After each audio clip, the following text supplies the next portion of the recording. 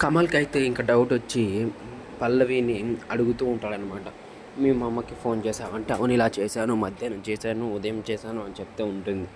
అయితే మనసులో అనుకుంటూ ఉంటుంది పల్లవి. నా నేను కూడా ఈ ప్లాన్‌లో ఉన్నాను అని తెలిసి నన్ను చంపేస్తాడేమో అనుకుంటూ ఉంటే, ఇంకా ఎలాగైనా బయట పడకూడదు అని అనుకుంటూ ఉంటే, కమల్ మాత్రం లోపలే ఇది ఇంత యాక్టింగ్ చేస్తూ మాట్లాడుతూ ఉందంటే, హస్తం కూడా ఉంటుంది అని అనుకుంటూ ఉంటాడు. ఇంతలో లేచి పైకి వెళ్తుంటే, ఈరోజు నిజం చెప్పకపోతే నన్ను రూమ్ తలుపేసి మరీ బెల్ట్‌తో కొట్టేటట్టు ఉన్నాడంటే, కమల్ కూడా లోపల దీన్ని కొడితే బయట పడుతుంది అంటే మా అమ్మ బాధపడుతుంది. ఏం చేయాలో అర్థం కావట్లేదు అని చెప్తూ ఉంటే, ఇంతలో కూర్చొని అలా చెప్తూ ఉంటాడు.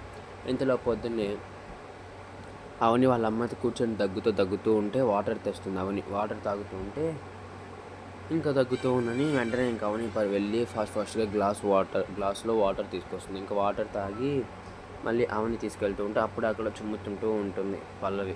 ఇంక వెంటనే ఆ గ్లాస్‌ని ఆ చీపురుతో కిందకి నెట్టి పగలగొట్టేటట్టు చేస్తుంది. ఈమె ఒక రోగిష్టిది. మళ్ళీ ఈ వాటర్ గ్లాస్ ఎత్తుకెళ్ళి ఒకటి పెడితే తాగితే మళ్ళీ మాకు రోగం రాడానికా అని చెప్తూ ఉంటే గ్లాస్ కిందేసేసరికి ఇంకా అవనికి కోపం ఒక్కసారిగా పీక్స్‌లోకి వెళ్ళిపోతుంది. ఇంకా అవని వెంటనే ఏమన్నావే అని వెళ్ళి చెంప పగలగొడుతుంది పల్లవికి.